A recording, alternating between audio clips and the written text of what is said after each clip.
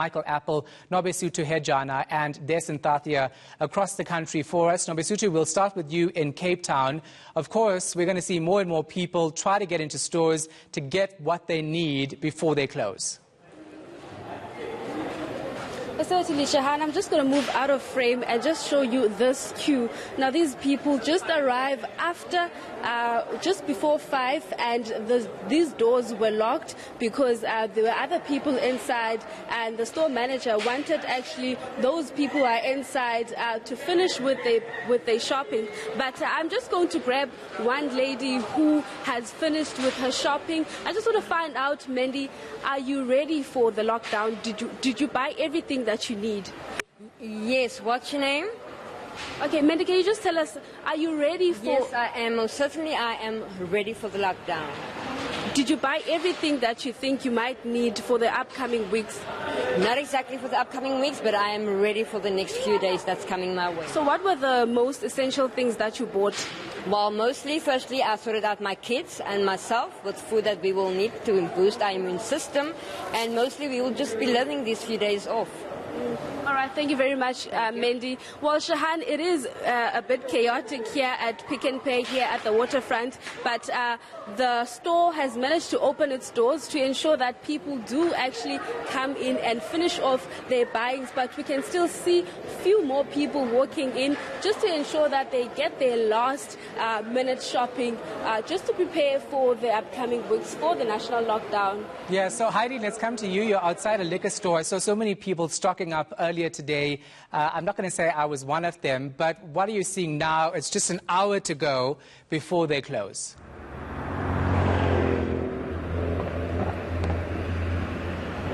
Oh, we don't seem to have Heidi. Let's try Michael Apple. He's there looking like he's going to be part of Mortal Kombat.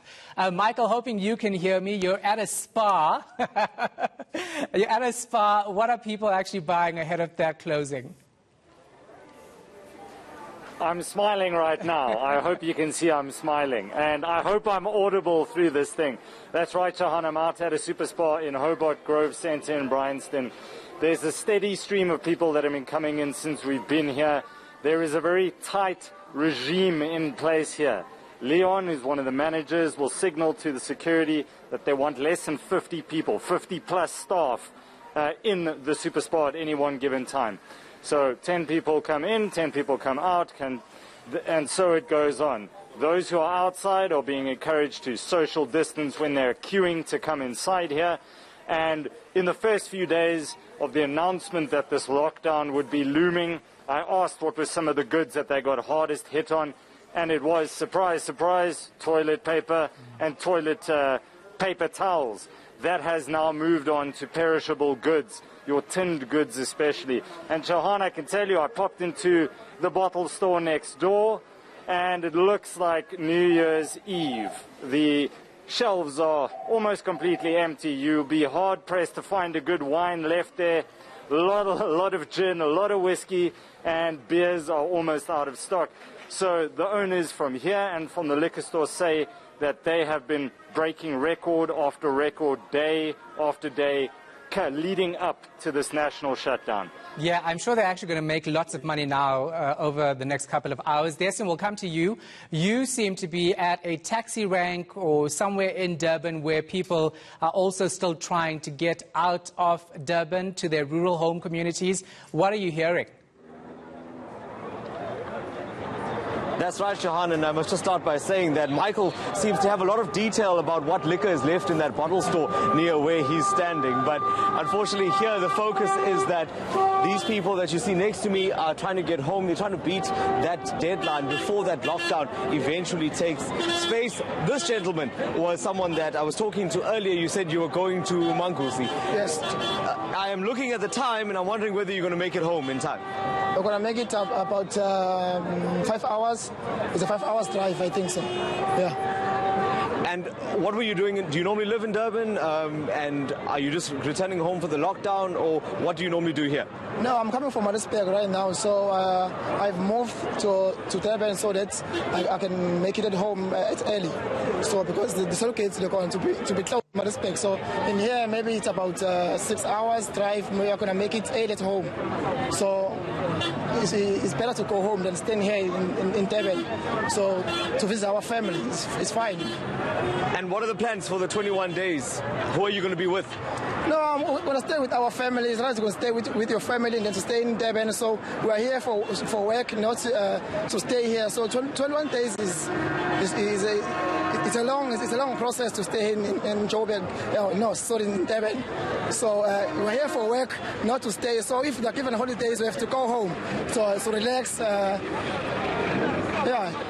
Thank you very much. And that story is one of many of the people that are standing here in this line. Many have come to the metro just to work, and during this time there is nothing for them to do, so they're trying to get back to their families to ensure that they spend those 21 days there.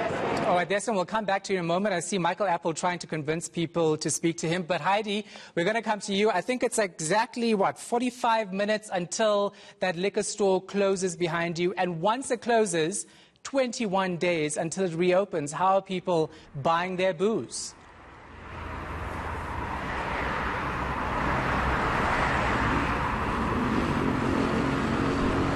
Now we're having audio problems with Heidi. I don't know whether it has anything to do with the liquor that's being sold behind her. Let's go back to Novisutu Hejana. Novisutu, of course, you spoke to people about them being ready for this, but do they understand that stores like Pick n Pay and other grocery stores will remain open over the 21-day period?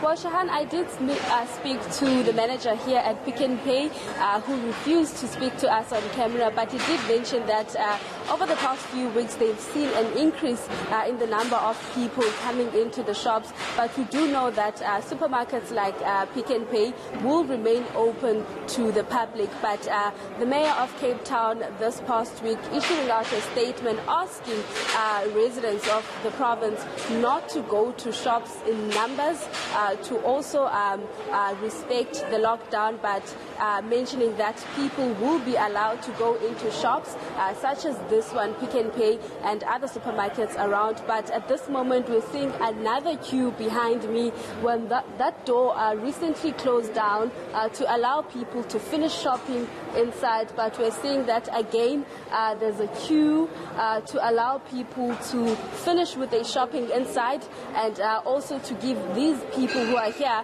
and also an opportunity to go inside and ensure that they are doing their shopping. What we've seen, the most common item that has been in those trolleys are toilet papers, hand sanitizers, and so forth. But they did mention that they are ready for the lockdown. But some who I spoke to earlier, they were saying that because these stores will remain open, so they don't want to buy in bulks items like the meat and other items, but they want to come in when the groceries run out. But they will stock up with the items like alcohol, because most of the liquor stores will be closed during this period. All right, Michael, we're going to come back to you. Apart from people buying whatever they need to, how are they feeling? How are South Africans feeling ahead of that midnight lockdown? Well, I think there's a fair amount of apprehension, I think. But to be honest, there haven't been too many trolleys that are filled to the brim coming out here, at least not in the last 30 minutes that I've been standing here or so. So I think a lot of South Africans are heeding the call not to panic buy, and that there is a steady stream of customers every day that's going to be coming here, that supply chains can remain intact that way. Initially, South Africans didn't heed that call, but I think there is an understanding that shops are going to remain open. But let's just recap. You may not walk your dog, you cannot go for a run, you may not buy alcohol, you cannot buy cigarettes. We have, 45 minutes left to buy your pack of smokes and that last 6-pack of beer. So that is something South Africans need to bear in mind.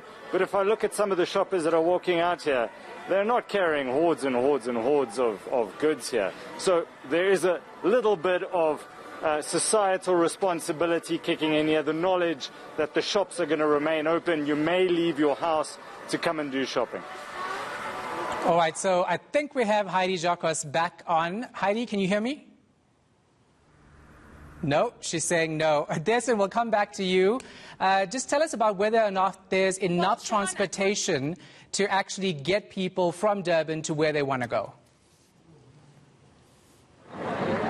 Well, Shahan, let me actually show you. So this is one of those long-distance taxi ranks that I mentioned that we're at. This is in the heart of the Durban CBD.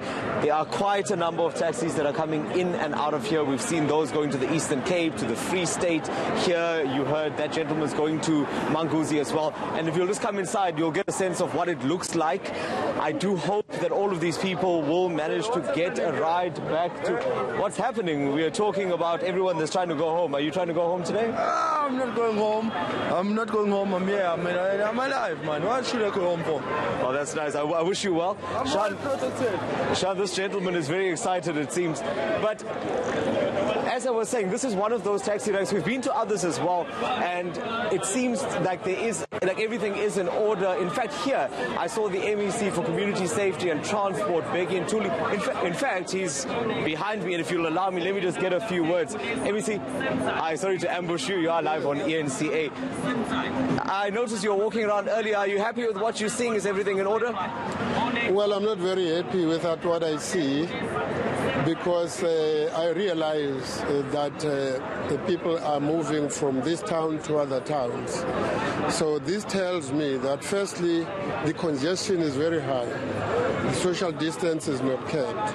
Lines are very long. And moreover, they are going to be packed in vehicles, which means that they are going to be running short of vehicles that are going to carry these people to their homes. I just want to ask you this question very quickly before I wrap. What happens if these vehicles are still on the road at 12 o'clock? Because many of them are long-distance cars. Well, I don't think they will be on the road up until 12. But the point is they are moving from here late. We have police on the road. I think they will be of good understanding of what is happening, because there's no other way. Most of them are coming from work, so there's nothing you can do, and you can't enforce the regulations at this stage when you realize this is the situation. Thank you very much, Shahan. That was the MEC for Community Safety and Transport in KZN, just saying that he's not exactly happy with what he sees here, but unfortunately at this late stage there is nothing that they can do. Yeah, it definitely is a last-minute rush. Nobesuthu Hejana in Cape Town, Des Ntathia in Durban, and Michael Apple is in Johannesburg. We'll go to Heidi Jokos a little later on in the show.